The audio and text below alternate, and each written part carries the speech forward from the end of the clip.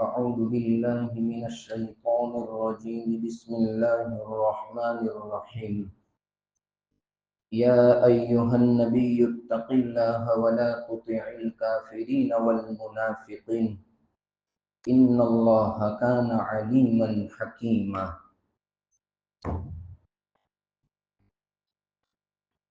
کل کی مجلس میں رمضان اور اس کے روزے کے متعلق کچھ فضائل ذکر کیے گئے تھے۔ اخیر میں رمضان المبارک کے مہینے میں جو کچھ خصوصی طور پر عبادت ادا کی جاتی ہے، ان عبادتوں میں اہم عبادت روزہ ہے، اور اس سلسلے میں ایک روایت نبی کریم صلی اللہ علیہ وسلم کی ذکر کی گئی تھی۔ روزے کے سلسلے میں سب سے بڑی فضیلت تو یہی ہے کہ قرآن کریم نے اس سلسلے میں جو فوائد ذکر کیے ہیں وہی اس کے فضائل کے لیے کافی ہے۔ جس آیت میں اللہ رب العزت نے روزے کی فرضیت کو بیان کیا ہے، وہاں پر روزے کے مقصد اور اس کے فائدے کو بھی ذکر کیا ہے۔ اللہ رب العزت فرماتے ہیں یا ایھا الذین آمنوا کتب علیکم الصیام کما کتب علی الذین من قبلکم لعلکم تتقون۔ اس آیت کریمہ میں دو چیزوں کو بیان کیا گیا ہے، ایک روزے کی فرضیت کو بیان کیا ہے، اور دوسرا روزے کے مقصد اور اس کے فائدے کو ذکر کیا ہے۔ لیکن ان دونوں چیزوں کو ذکر کرنے کا جو انداز قرآن کریم نے اختیار کیا ہے وہ عجیب و غریب انداز اختیار کیا ہے۔ اللہ رب العزت نے مطلقاً صرف روزوں کو فرض نہیں فرما دیا، یہ نہیں کہ تم روزے رکھو، بلکہ یا ایھا الذین آمنوا ایمان والوں سے خطاب کیا گیا، گویا کہ اللہ رب العزت محبت بھرے انداز میں خطاب فرماتے ہوئے روزے کی فرضیت ذکر فرما رہے ہیں کہ اے ایمان والوں، تمہارے اوپر روزے کو فرض کیا گیا ہے۔ اتنا ہی کافی نہیں، بلکہ اللہ رب العزت نے دوسری امتوں کے سلسلے میں بھی اس بات کو ذکر کیا گیا اور اس بات کی طرف اشارہ کیا گیا کہ روزے کی عبادت جو تم ادا کرو گے وہ کوئی نئی عبادت نہیں ہے، بلکہ تم سے پہلے امتوں نے بھی اس عبادت کو ادا کیا ہے۔ اسی کو ذکر کرتے ہیں کما کتب علی الذین من قبلکم، کہ تم سے پہلی امتوں کے اوپر بھی روزے فرض رہے ہیں۔ صاحب روح المعانی ذکر کرتے ہیں کہ دوسری امتوں کا تذکرہ کیا گیا اس بات کی طرف اشارہ کرنے کے لیے کہ ایک مصیبت جب عام ہوتی ہے، بہت سارے افراد اس مصیبت کے اندر مبتلا ہوتے ہیں تو اس مصیبت ہلکی معلوم ہوتی ہے۔ ہمارا بھی یہی تجربہ ہوتا ہے کہ کسی کو اگر کوئی مصیبت پہنچتی ہے، اگر اس مصیبت کے اندر وہ تنہا تنہا آدمی گرفتار ہوتا ہے تو اس مصیبت کا بوجھ اس کے اوپر بہت زیادہ محسوس ہوتا ہے۔ لیکن اگر اسی مصیبت کے اندر بہت سارے لوگ اگر شامل ہو تو پھر وہ مصیبت ہلکی ہو جاتی ہے، پھر انسان یہ سمجھتا ہے کہ یہ مصیبت صرف میرے اکیلے کے اوپر نہیں ہے بلکہ دوسرے لوگ بھی اس مصیبت کے اندر شامل ہے، اور انسان کا بوجھ ہلکا ہو جاتا ہے۔ قرآن نے بھی یہی طریقہ ذکر کیا ہے کہ چونکہ صبح صادق سے لے کر غروب آفتاب تک کھانے پینے بہت ساری چیزوں سے بچنا ہے، اور یہ ایک مشکل کام ہے، بہت مشکل کام ہے، لیکن اس مصیبت کے اندر دوسری امتوں کو بھی شامل کر لیا کہ صرف یہ مصیبت تمہیں ہی نہیں اٹھانا ہے بلکہ تم سے پہلی امتوں نے بھی اس مصیبت کو اٹھایا ہے۔ اس لیے پچھلی امتوں کا تذکرہ کرتے ہوئے اللہ نے روزے کے بوجھ کو ہلکا کر دیا۔ چنانچہ مشہور ہے، مورخین نے لکھا ہے کہ اگر پچھلی امتوں کا مطالعہ کیا جائے تو پچھلی امتوں میں بھی روزے فرض رہے ہیں۔ حضرت آدم علیہ السلام کے سلسلے میں ذکر کیا گیا ہے کہ حضرت آدم علیہ السلام مہینے کے 3 روزے رکھتے تھے، اور یہ روزے ان کے اوپر فرض تھے، یعنی ایام 20، 13، 14 اور 15، یعنی چاند کے اعتبار سے جس کو ایام 20 کہا جاتا ہے، یعنی 13ویں تاریخ، 14ویں تاریخ اور 15ویں تاریخ، ان 3 دنوں کے اندر حضرت آدم علیہ السلام کے اوپر روزہ فرض کیا گیا تھا۔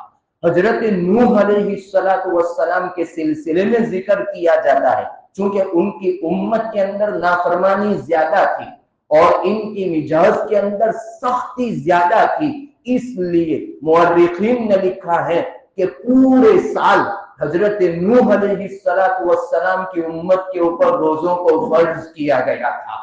ان کے مزاج کے اندر سختی زیادہ تھی، چونکہ نافرمانی کا مادہ زیادہ تھا، اسی لیے تو 950 سال تبلیغ کرنے کے بعد بھی صرف 80-100 آدمی مسلمان ہوئے تھے۔ اس سے معلوم ہوتا ہے کہ ان کے مزاج میں سختی زیادہ تھی۔ اسی سختی کو کم کرنے کے لیے حضرت نوح علیہ السلام کی امت کے اوپر پورے سال روزے کو فرض کیا گیا تھا۔ حضرت موسیٰ علیہ السلام کی شریعت میں 40 دن کے روزے فرض کیے گئے تھے، اور حضرت عیسیٰ علیہ السلام کے سلسلے میں آتا ہے کہ 1 مہینے کے روزے ان کے اوپر فرض کیے گئے تھے۔ حضرت داؤد علیہ السلام کے سلسلے میں بتلایا جاتا ہے کہ وہ 1 دن روزہ رکھتے تھے، 1 دن افطار کرتے تھے۔ اس اعتبار سے دیکھے جائے تو پورے سال ان کا آدھا سال روزے میں گزرتا تھا اور آدھا سال افطار کے اندر گزرتا تھا۔ حضرت عیسیٰ علیہ السلام کی عادت شریفہ یہ تھی کہ آپ 2 دن روزہ رکھتے تھے اور 1 دن افطار کرتے تھے، یعنی مسلسل 2 دن روزہ رکھتے تھے اور اس کے بعد 1 دن آپ افطار کرتے تھے۔ اور نصارہ کے اندر 30 دن کے روزے فرض کیے گئے تھے، لیکن انہوں نے اس میں بھی تبدیلی کر دی گئی تھی۔ چنانچہ طبرانی کی ایک روایت ہے کہ نصارہ کے اندر ایک بادشاہ گزرا تھا جو ایک بیمار ہوا، اس کو کوئی بیماری لگ گئی تو اس نے یہ منت مانی کہ اگر یہ میری بیماری درست ہو گئی تو میں 7 دن کے روزے زائد رکھوں گا، اور وہ گرمی کے موسم کے اندر وہ روزے رکھنے شروع ہوئے تھے، لیکن بیماری لگ گئی تو اس کی بنا پر اس نے کہا کہ اگر مجھے صحت مل گئی تو میں 7 دن کے روزے رکھوں گا۔ چنانچہ اس اعتبار سے بیماری اچھی ہو گئی، صحت مل گئی، تو اس نے اپنی منت کے اعتبار سے روزے رکھنا شروع کیا۔ اس اعتبار سے زائد 7 دن کے روزے رکھے گئے۔ اس کا تو انتقال ہو گیا، بات ختم ہو گئی۔ دوسرا ایک بادشاہ آیا تو اس نے بھی اسی طرح کی منت مانی کہ اگر اس طرح وہ بھی بیمار ہوا، اس طرح اگر مجھے صحت مل گئی تو میں اور 3 دن کے روزے میرے اوپر فرض ہوں گے، یعنی میں 3 دن کے روزے رکھوں گا۔ اس اعتبار سے اس نے بھی رکھنا شروع کیا تو اس اعتبار سے 40 روزے ہو گئے۔ پھر بڑھتے بڑھتے وہ تعداد 47 تک پہنچ گئی تو نصارہ کے جو علماء تھے وہ مشورے کے لیے شریک ہوئے، شامل ہوئے، اور انہوں نے یہ سوچا کہ جب 47 دن کے روزے ہمارے اوپر فرض ہو گئے ہیں تو اور 3 دن بڑھا دیتے ہیں اور 50 دن کے روزے فرض کر دیتے ہیں۔ لہذا انہوں نے اپنے اوپر 50 دن کے روزے فرض کر دیے گئے۔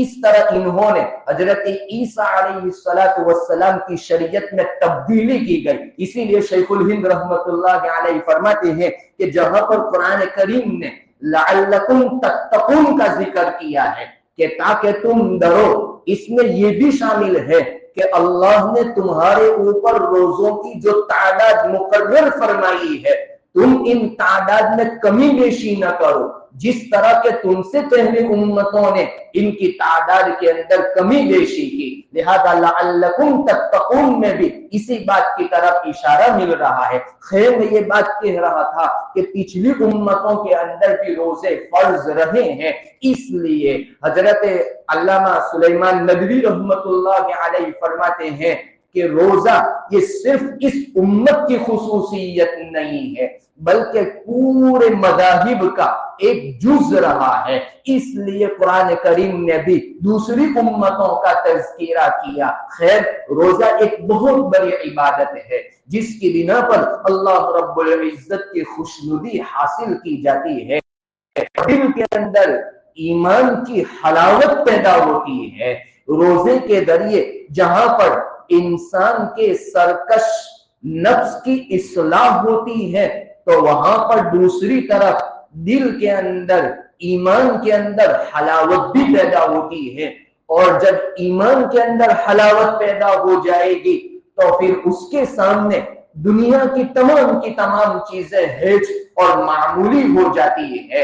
اور یہ جو حلاوت ہوتی ہے وہ کوئی ایسی چیز نہیں ہے کہ اس کو زبان کے ذریعے چکھا جائے، ایمان کی حلاوت کو وہی آدمی محسوس کرتا ہے جس کا دل صاف ہو، جس کا اندرون تندرست ہو، تو وہی آدمی ایمان کی حلاوت محسوس کرتا ہے۔ جس طرح کے ایک آدمی صحت مند ہو تو اس کو شہد کی مٹھاس کا احساس ہوتا ہے، اگر آدمی بیمار ہو، کوئی بیماری کے اندر مبتلا ہو تو ہم معلوم ہے کہ شہد کی مٹھاس کا ادراک اور اس کا احساس ختم ہو جاتا ہے۔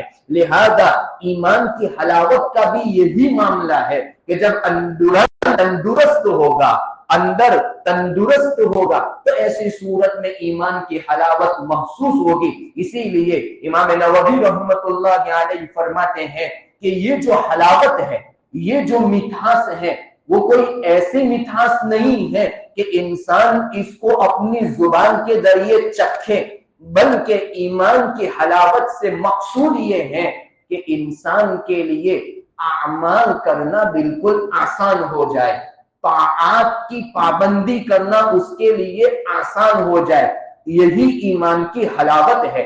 احکام الہیہ کے اوپر عمل کرنا بالکل آسان ہو جائے، اللہ رب العزت کے احکام کے اوپر عمل کرنا اس کی عادت بن جائے۔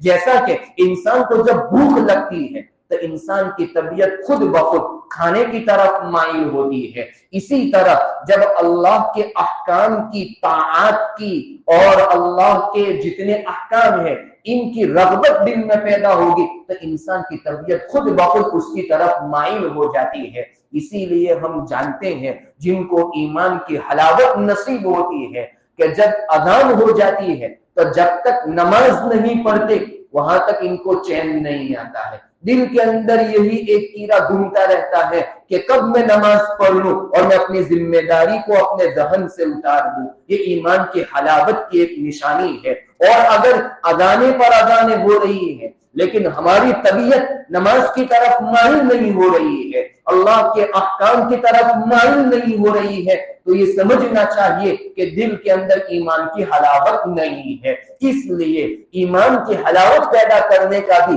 ایک بہت بڑا سنہرا موقع ہے۔ جب ایمان کی حلاوت پیدا ہو جائے گی تو انسان کی طبیعت فوراً احکام کے اوپر اور احکام کی پابندی کے اوپر تیار ہو جائے گی۔ چنانچہ حضرت رابعہ بصریہ رحمت اللہ علیہا کے سلسلے میں لکھا ہے کہ وہ سخت گرمیوں کے ایام میں روزے رکھتی تھی، سخت گرمی کے ایام میں روزہ رکھا کرتی تھی۔ ان سے ایک مرتبہ کہا گیا کہ آپ اپنی جان کے اوپر ظلم کیوں کر رہی ہو؟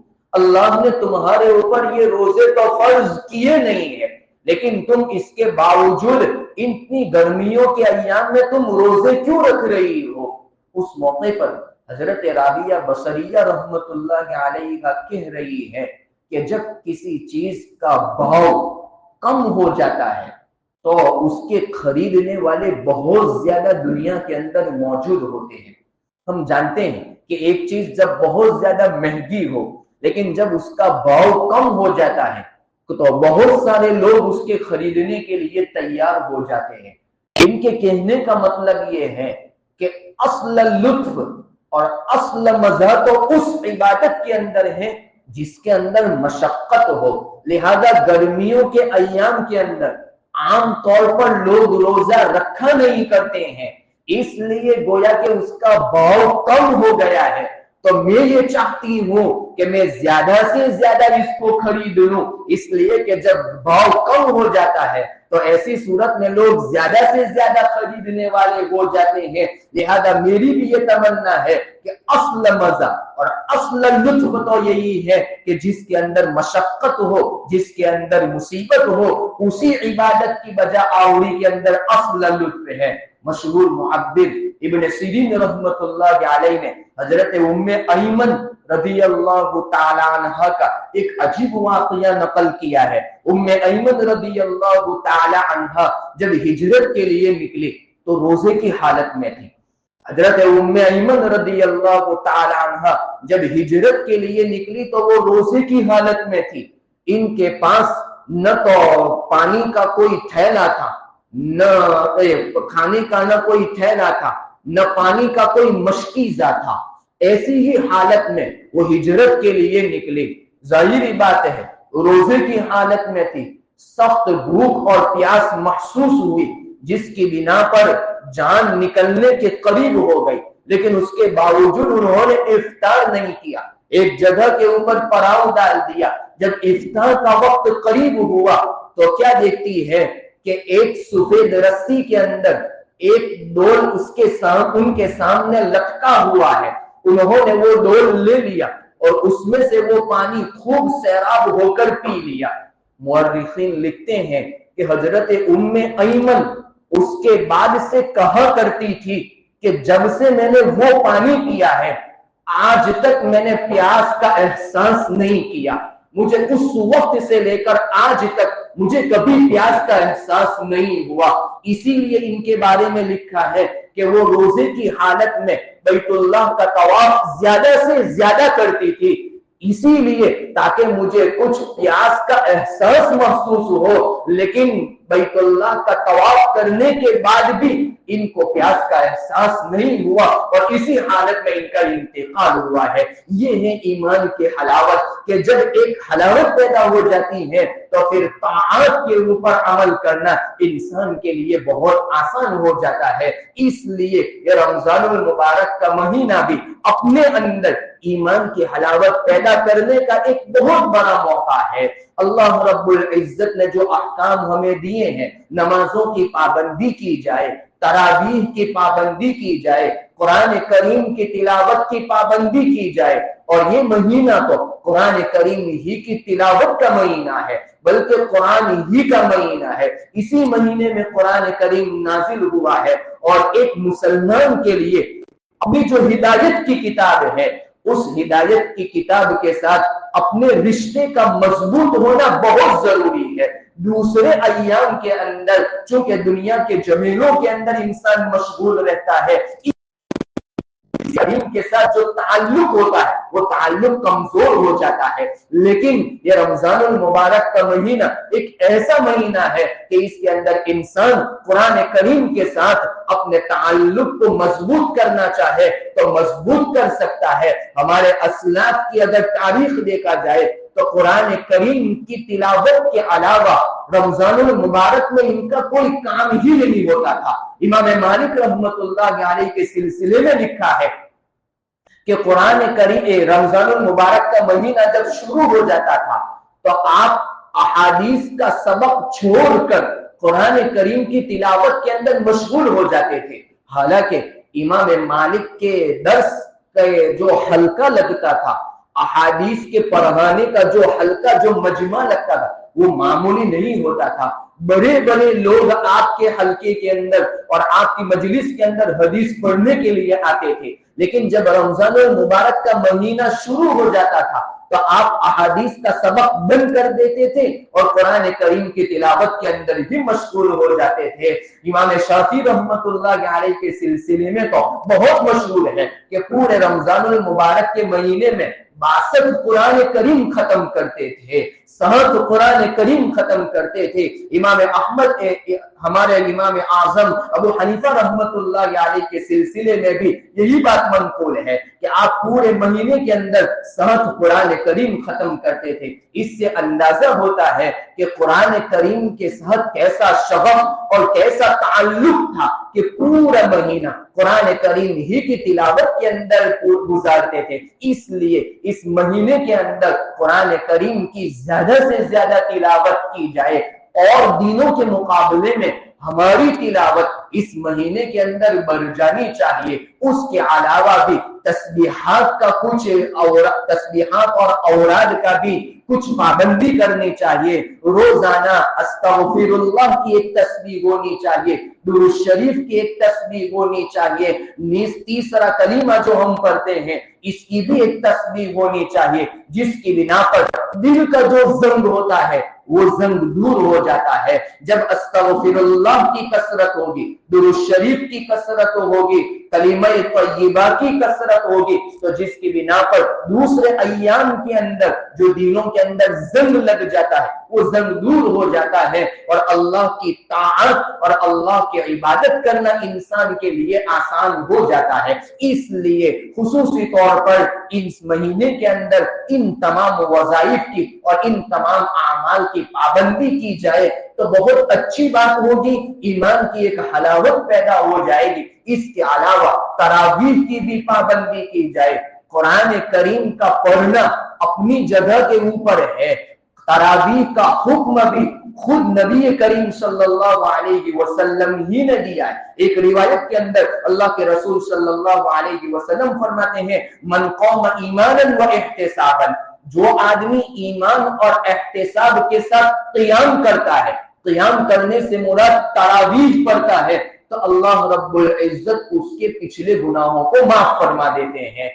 मन क़ाम ईमानन व इह्तिसाबन गुफिरा लहू मा तक़द्दम मिन दम्बि, उसके पिछले गुनाह माफ कर दिए जाते हैं। इससे मालूम हुआ कि तरावीह का हुक्म भी नबी करीम सल्लल्लाहु अलैहि वसल्लम ने दिया है। ये अलग बात है कि आपने कुछ मसलहतों की बिना पर आपने अपनी जिंदगी में उसके ऊपर पाबंदी नहीं फरमाई। अलबत्ता आपने 2 रातें 3 रातें तो आपने पाबंदी के साथ पढ़ाई है, लेकिन दूसरी मसलहतों की बिना पर आपने पाबंदी नहीं फरमाई। लेकिन हजरत उमर रज़ी अल्लाह तआला अन्हु की ये सुन्नत रही है कि पूरी उम्मत को एक नहज के ऊपर कायम कर दिया और फिर 20 रकातें हजरत उमर ही के जमाने से चल रही है। इसलिए तरावीह की पाबंदी भी की जाए और इसके अंदर कुरान करीम के सुनने का भी एहतिमाम किया जाए। ये दोनों अलग अलग सुन्नत है। नफ्से तरावीह पढ़ना ये अलग सुन्नत है और तरावीह के अंदर कुरान करीम का सुनना ये अलग सुन्नत है। दोनों सुन्नतें अलग अलग है। बसा औकात होता ये है कि इंसान तरावीह तो पढ़ता है, लेकिन जब इमाम पहली रकात के अंदर होता है तो बैठ जाता है और उसके बाद जब रुकू के अंदर होता है तो फिर इमाम के साथ शरीक होता है। तो इस सिलसिले में एक तो कुरान की बेहुरमती हुई, नंबर 2 के ऊपर जमाअत से एराज करना लाजिम है। ये बहुत संगीन गुनाह है। एक इसीलिए तो फुक़हा ने मसला लिखा है कि अगर आप बाहर जमाअत सुन्नतों के अंदर मशगूल हो और जमाअत खड़ी हो जाए तो सुन्नत के तोड़ने का हुक्म दिया गया है और जमाअत के अंदर शरीक होने का हुक्म दिया गया है। इसकी लंबी चौड़ी फहरिस्त है और मसाइल है। इससे मालूम होता है कि यहाँ पर तो जमाअत खड़ी होती है और हम बैठे रहते हैं, तो ये तो जमाअत से एराज करना लाजिम आया और कुरान की बेहुरमती हो रही है कि कुरान की तिलावत हो रही है और लोग दूसरे कुरान को सुन रहे हैं और हम बैठे बैठे बातें कर रहे हैं। ये बहुत अल्लाह के आदाब को बुलाना होगा और मस्जिद का एहतराम नहीं हुआ, ये नंबर 2 की बात होगी। इसलिए तरावीह का पढ़ना ये अलग सुन्नत है और उसमें कुरान का सुनना अलग सुन्नत है। अगर हमने इमाम के साथ हम शरीक नहीं हुए, रुकू के अंदर शरीक हुए, तो कुरान का इतना हिस्सा हमने छोड़ दिया, गोया के सुन्नत के ऊपर अमल नहीं हुआ, हमारा कुरान आधा रहेगा। आधा कुरान सुना और आधा कुरान रह गया, लिहाजा सुन्नत के ऊपर अमल नहीं हुआ। इसलिए तकबीर ऊला ही से पाबंदी की जाए ताकि हमारा पूरा कुरान नमाज में सुनना, इस सुन्नत के ऊपर भी अमल हो जाए और तरावीह की सुन्नत के ऊपर भी अमल हो जाए। ये चंद बातें इस महीने के अंदर खुसूसी तौर पर जिक्र की जाती है। दुआ करते हैं अल्लाह रब्बुल इज्जत इन बातों के ऊपर सही माने में अमल करने की तौफीक अता फरमाए। आमीन। इंशाअल्लाह आइंदा मजलिस से कुरान का दर्स शुरू करेंगे।